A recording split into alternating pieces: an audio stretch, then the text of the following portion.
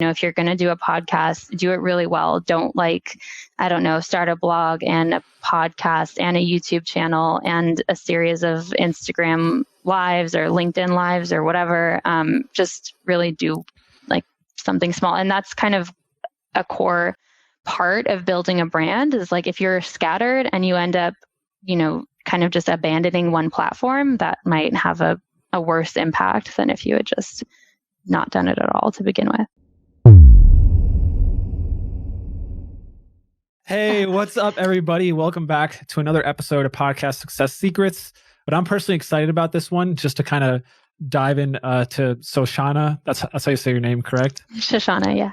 Yeah, dive into your brain, how you think, because you have a lot of experience in the space, about 7 years, correct, in the digital marketing space, helping with social and marketing communications, helping people craft their message, bring big ideas to life, and impact with their audience. Yes. Where did you start actually? Like, where did I first gig? Yeah. So I started out of college working at a skincare brand based out of North Hollywood, but they were actually a Spanish company. And I started doing their social media marketing, which back then meant it was a lot different than what it is now. So it was a lot of the actual content creation, but it was a very new field and emerging. So I started very small, part-time, freelance basis, and it turned into what I do now. So awesome. And I want to go over kind of branding and content strategies for podcasts, because obviously they probably know some of the ones I share with them. Some of them are join our programs, but It's always good to hear different perspectives and people with different experience and what they've done. Because you've probably worked on some projects that involved podcast content, et cetera. Yes. Correct? Yes. I think with Neil Patel, were you doing anything with this podcast? I kind of tangentially, but I was not really a part of the development and really leading that project. But I did learn a lot from him, and I've worked on other podcast launches. Awesome. Cool. So for people who don't know who you are, can you kind of just briefly just say why you're awesome and what you do? Well, I don't know if I'm awesome. I think that's very subjective, but I've worked in the branding and content space for, like you said, about 7 years. And primarily with B2B software brands, although I have worked on some more consumer good products such as Martinelli's. I've worked on the Hugo Boss account and also some banks. But my experience is really primarily in content strategy and branding. And I think that no matter what kind of medium you're using, whether that's podcasting or blogging or anything like that, those same principles apply. So I'm really excited to be talking about this because podcasting is something I've really enjoyed doing. And I think it's a very powerful form of content and definitely an emerging field. Yeah, I mean, because when it comes down to it, as far as messaging, it's a marketer's dream to have a lot of consumption. And when people listen to podcasts, they're usually that's the number one rate we look at in data, which I know you're all about data, is we look at consumption rate. With social media, you can get a wide scale, but it's kind of can be surface level sometimes. Yeah. Okay. So I'm curious, what kind of results have you gotten working with those companies, or anything Stand, where you're something you've kind of done or implemented led to something cool? Yeah, I mean, I think, at one of the places I've worked recently, I launched an ebook that also had a lot of video content paired with it that generated 2,000 leads. I'm not really sure the revenue, but I did work on their blog, which also kind of expanded from written content into more video and podcast content that doubled their traffic and led to about, I think, 4 million of an increase in revenue. So those are some of the more exciting numbers. But I've also launched podcasts where they've generated 20% more traffic, and then we've used social to kind of feed that loop as well. Gotcha. So just to hop into it, I want to paint a scenario. Yeah. Let's say you're starting with a new podcast, right? We might be skipping a few steps here, but because obviously it's probably a long process to help someone develop their brand in your world. But what are the first things you kind of do to help someone develop what you call a competitive content strategy? What are you looking at? What are you trying to develop? Yeah, so I think that one of the things that companies and brands kind of fast forward through, which causes problems later on, is the foundational research. So I think before coming up with content topics to talk about, it's really important to understand why you're starting a podcast. Even if it seems very obvious to you, I think it's always helpful to document it because ideas will come up, and just understand, are you doing this just because it's cool and trendy, or is it actually something that your audience is going to appreciate and consume and enjoy? So I think that's the first step. And then second to that is really getting a great understanding of the market and the competitive landscape. And I think when you actually get to coming up with what content you're going to talk about, it's important to have all that background so that you can understand, okay, like what are my main competitors talking about and where are the gaps and what can I expand on, and then also like add to the conversation. Because I think in such a saturated market, you have to really add value. And I think if you're not doing that, and if you kind of rush through those initial steps and you just start a podcast without really understanding why, and you just start talking about whatever is relevant to your podcast, it might just be kind of a carbon copy of what someone else is doing. Yeah, it's really important to understand. Like, I think you hit the nail on the head there. Understand where the gaps are so you don't sound like you stand out. Right, exactly. And you kind of have uniqueness and novelty to your content. So what about like one problem I see, I talk to a lot of like, podcasters who are starting out or they're kind of struggling with growing their show. Mm-hmm. A common problem I see is people don't necessarily know their audience in detail. Yeah. Or their niche. They're like, I want to talk to everybody, Right. And I'm like, I still don't know who you help and what you help them with when you say that, right. Like someone recently told me like, yeah, usually people from like 18 to 55 who live in America. I'm like, right. Like, yeah, seriously. So like, what advice would you give to people trying to figure out their audience, like in detail, like any type of like research or kind of things they can do? Yeah, I mean, I think this is kind of where, so this is a complex area, and it's not necessarily like, 3 steps to finding this out. I think it's really probably pretty dynamic to them. It's dynamic, definitely. It's unique, and it might evolve over time. So I think it also depends on where you are in like launching your business or your podcast. Because if you're at the very early stage, I can pretty much guarantee that your product is going to evolve and it might end up being something very different. So just kind of acknowledging that this is kind of a constant work in progress. Any strategy should be a living document. But I would say that, it kind of helps to be the end user of your own products. Like if you have any kind of insight into it, that is great. If not, then do a lot of research into where your audience spends their time. Find them on Facebook groups or LinkedIn groups, or if it's a younger audience, maybe like TikTok or Instagram, and just really understand what kind of content they like and why they would use your product, or your business or whatever. If it's a service, like why they would use you, why they would want to listen to your podcast. And I would say really define it as far as you can possibly take it. Like create buyer personas. I think it's kind of one of those like marketing buzzwords, but it actually has a lot of value. To outline all the different people who would be interested in your content or would be using your service and why and what their pain points are, how you can talk to them, and accepting that you can't target everyone and you wouldn't want to. I think some of the most engaging brands isolate people, and that's fine. I think that's what makes them stand out. Like if we look at brands like Asana, where, they added unicorns into like project management software. I mean, that might alienate a certain group of people who don't really respond to that, but great, it creates more of an affinity with people who really do. And so I think thinking depth, not breadth, is ultimately the best strategy in terms of refining your audience. Okay.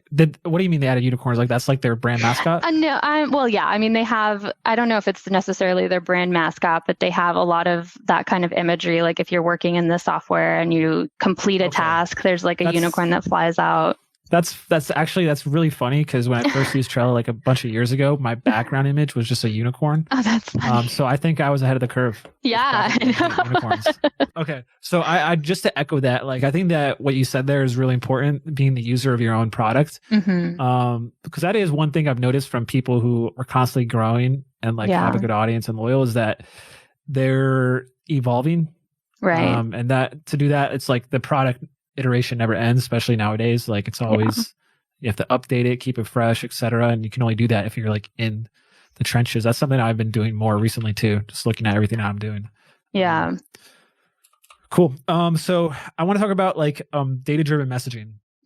So I guess that's another problem a lot of podcasters have is they don't know what's working and they don't know where the opportunity is and they don't know what to improve or what to add or what to remove. Sometimes they probably try to do too much promotion and content and they like, so how do you go about like looking at data, like even if it's like using certain tools or, you know, habits, etc.? Yeah, so I'll kind of talk about this from a holistic perspective, since I'm assuming that a lot of people launching podcasts have some kind of other service or product offering or website that they are like, you know, using this as a way to expand their audience. Right. Yeah. So I think that it's important to look at both. You definitely want to look at your podcast metrics, like what episodes are getting the most attention, how far along people are listening to, like what the engagement is. I think it's really important to understand where your audience is too. And I know that Buzzsprout has that capability to kind of identify what area of the globe your listeners are. And then in addition to that, I think it's really important to look at like the whole picture. If you have any kind of heat map on your site, I think that that's a great way to see like what, you know, the full picture is in terms of people listening to your episode on your site. What are they doing after? Are they just leaving? So really using all the tools out there to your advantage. I would definitely recommend heat maps. I think Google Analytics is essential as well, especially if you're creating content that is kind of repurposing your podcast, like a corresponding blog post or a transcript-based blog post. But just seeing what is getting the most attention, I think, is really the first step. And it's a really easy metric to find. And then second to that, I would use engagement or lack of engagement as a way to see if you're actually answering the question that your audiences are thinking you're going to, and then doing more of the content that works. And I think sometimes, you know, that's such a basic step, but it can be overlooked, especially when you're talking about so many different things, or, you know, if you're really trying to be creative with your content and do kind of unique things, sometimes that doesn't always work. So I think just really listening to your audience and watching what they're doing. Yeah, I use a tool. I should probably log in. I forget for heat mapping. What are the most popular ones? Hotjar, Crazy Egg, Full Story. Yeah, Hotjar is. And Hotjar, like you get 200 visits free or something. I'm not sure. I'm not too familiar with their pricing or plans, but I feel like they do have a pretty robust free version. And until like you do it and you look at it, it's like I feel like it's a cool experience. Yeah. Like, to actually see someone using a website different from you, you're like, wait, why are you scrolling like that? Or why are you clicking? Exactly. That's what I would do. And it kind of blows your mind. I know. I mean, I think that marketers and business owners can kind of end up being in their own little bubble of their brand or their company, and you don't really understand how someone else views it. And so those tools are really, really helpful.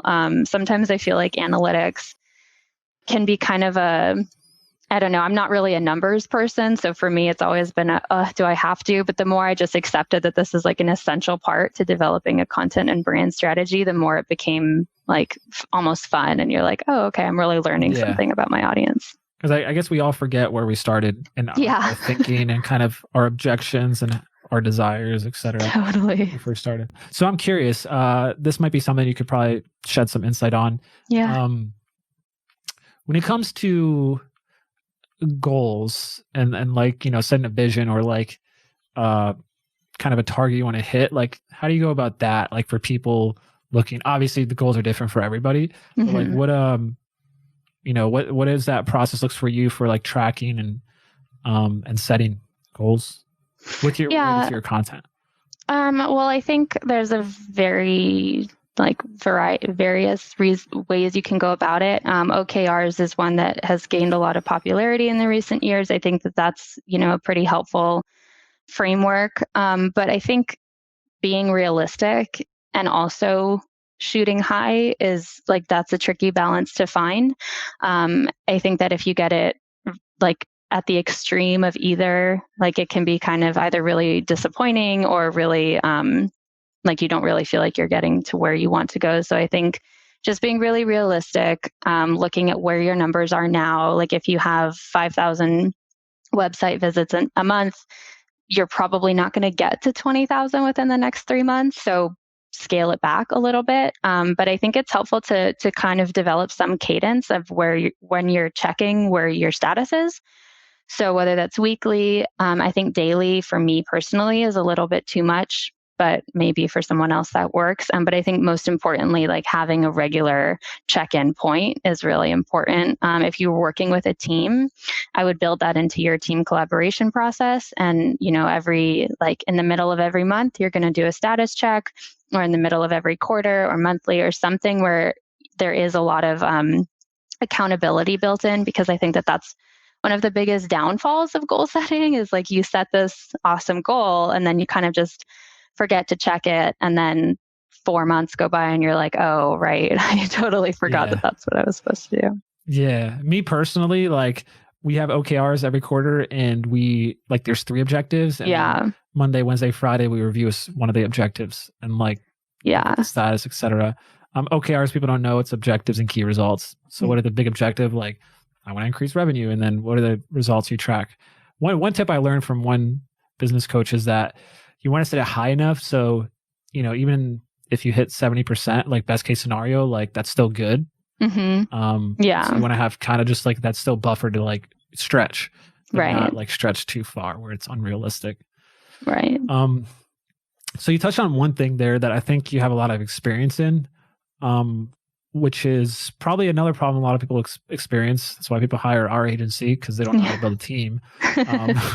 Or they don't know what they don't know. Like, so around team building, like, what would you recommend someone who's like looking to get more team members for their content, like marketing and growing? Like, what kind of tips and tricks would you recommend for those people to focus on? Like to grow their content marketing strategy or their content team? To build a team. To build a team. Yeah. I think that I understand that this might be where some people are, so I don't want to say that you can't have success this route, but I think it's really hard to bring on one person to kind of lead your content marketing efforts and expect them to do everything well. I think that one person can handle like social media creation, content creation, blog writing, and reporting and analytics, but I do think that it kind of waters down the quality of all of those things. So I would say the best way to go is to have like your content marketing manager who is kind of overseeing the strategy, the planning, maybe some of the implementation, but just like general awareness of if what you're actually putting out online is aligned with your brand and where you want to go. And then to have someone working with them who's responsible for the actual content production, like so a writer, I would say, who could handle your blogs, maybe your social newsletter, any kind of email campaigns. But I think that the content manager should have a lot of time to analyze and report and strategize. So that would be like step one, I think. And then if you are expanding from there, obviously it would be helpful to bring in someone who could handle like social media strategy, maybe a designer. So yeah, I mean, I don't really think you would need more than like 2 to 3 people to really get a really well-run machine going, but it's hard to put it all on one person.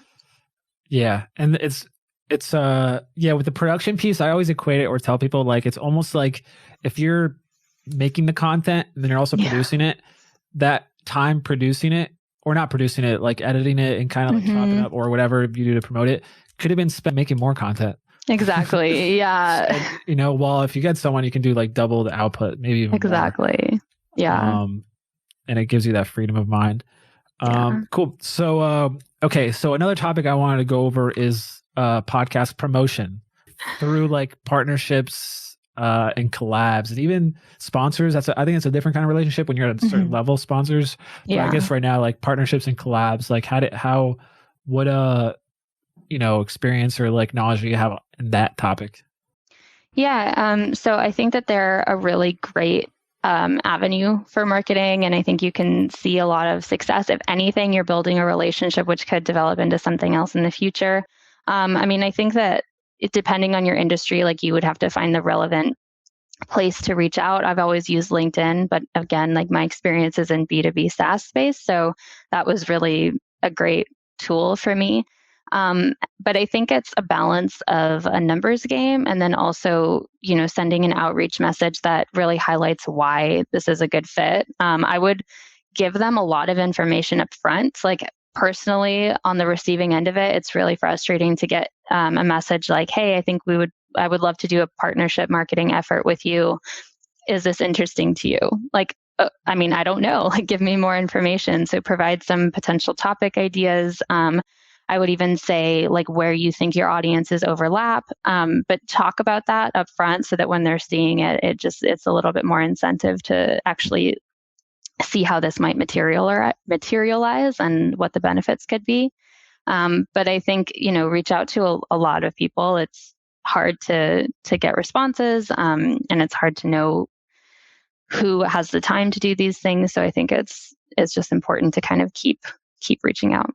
So what other common mistakes do you think podcasters make, like from your world, like seeing things from the outside in and then also working with clients? Like, what do you think are the common mistakes people make that they should avoid? There's a few, I think, in different categories. There's in terms of content and branding, I think that people can get a little bit lost in terms of the direction. And I think their podcast content kind of ends up being really scattered. And there's not really like a general sense of direction or of like a overarching theme that the conversations are supposed to align with. So I think that's one, like definitely, every time your audience interacts with you, it's an experience with your brand. So making sure that that's consistent. I think like the Tim Ferriss podcast is one that comes to mind that does a really good job of that because it's all about the same thing, even though it's like very different people. And he does a really good job of the kind of unedited, very lengthy content forms, but it works for him, where you can see like Grammar Girl also does another good podcast, I think, where it's all about the same thing, but varied forms of like topics. Additionally, I think getting your audio quality in a good spot is really important. That's one that like I've made that mistake myself, but I've also seen it a lot. And I think that's just an essential. Good quality microphones. If you're doing a video podcast, good quality for that. Even maybe sending your audience a microphone or your guests, if you have any guests, microphones, that's a really good thing to do too, if you have the ability. I think another thing is like making sure that the volume on both ends is pretty consistent, because I've been in situations where like I talk kind of quietly naturally, and someone else might have a really loud voice. And so when you listen to the finished product, you're like, oh my God, like I sound like I'm whispering and this person sounds like they're screaming. So yeah, that's another Which a lot of it can be fixed in post. Totally. Doing, like leveling. But yeah, it's something to be cognizant of. I always tell people like, you don't want the listener noticing. Right. Exactly. If their mind gets off the content, like, and they're like, wait, why does it sound like that? Or why is that? Yeah. Why is there no, then you just kind of probably making a bad impression. Yeah, exactly. So, and I feel with podcasts, if you make a bad impression, you lose a subscriber, it's probably hard to get them back. Yeah. Yeah. Possibly. Okay. So my next question here, it's going to be about, so marketing in general, like growth marketing. What do you recommend? So like a lot of people like recommend in the start, like focus on kind of bread and butter platforms, just trying to grow one thing really well. Yeah. The other people are like, be everywhere, So like, what's your, let's say someone's just starting to post content and trying to grow their brand. They're more like trying to grow that audience and hone in on that message. Like what would you recommend? Well, I'm a big proponent of starting small and doing it very well.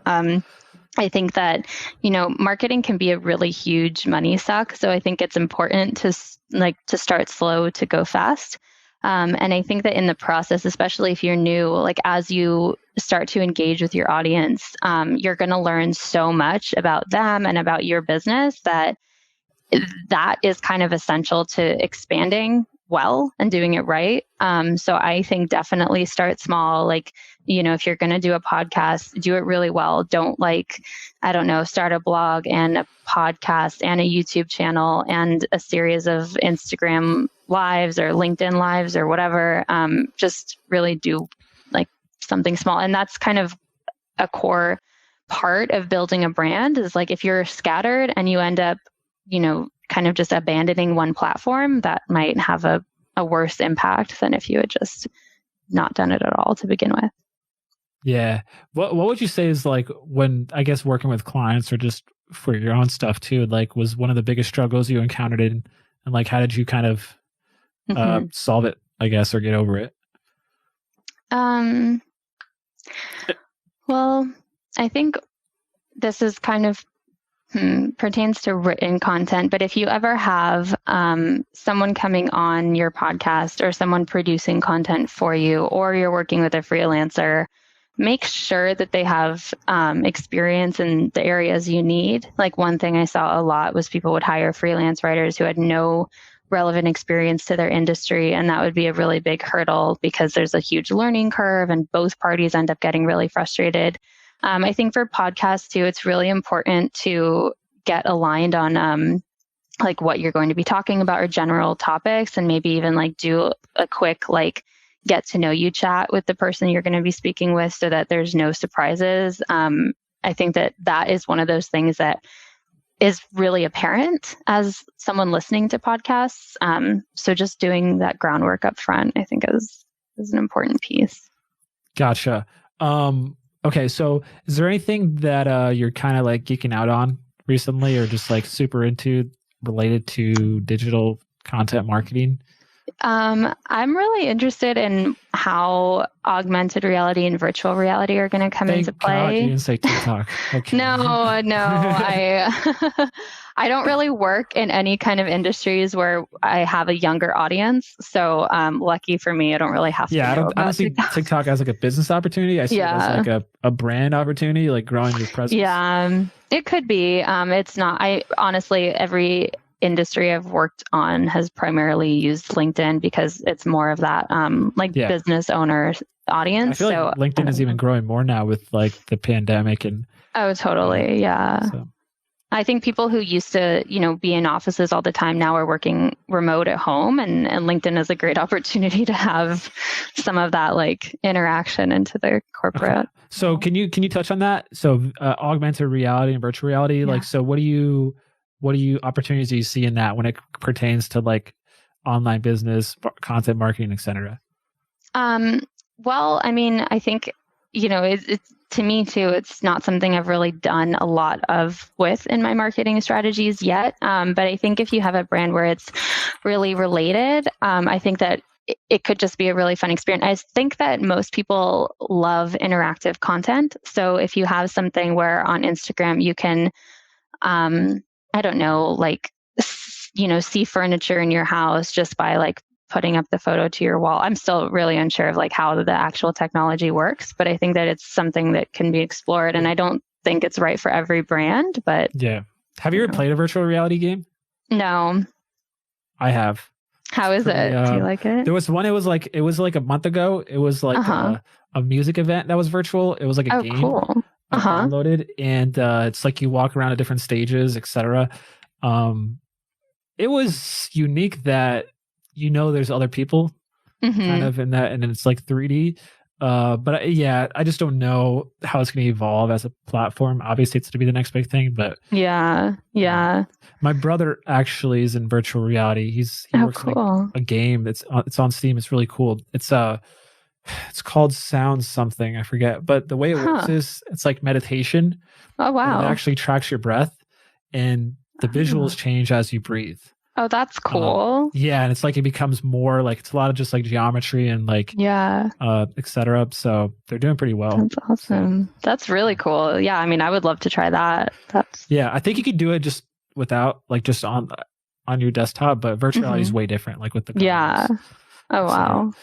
Yeah. So I guess is there anything else you like? Any like thing else you think you could shed out light on, or you think we didn't cover when it comes to people who are podcasting or trying to just build their brand, help with their messaging, content, etc.? Yeah. I mean, I think we kind of touched on this, but I would say just to kind of highlight the importance of starting small and doing your research and really taking the time to find out like not only, product market or podcast market fit, but also how you want to position yourself, like how you want your audience to feel when they interact with your content, and really giving yourself the time to flesh that out a little bit.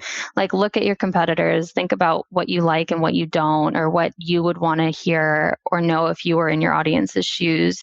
I just think that foundational work is so important. And I think I've just seen it go not well the other direction when companies are just like, I just want to produce content like right now.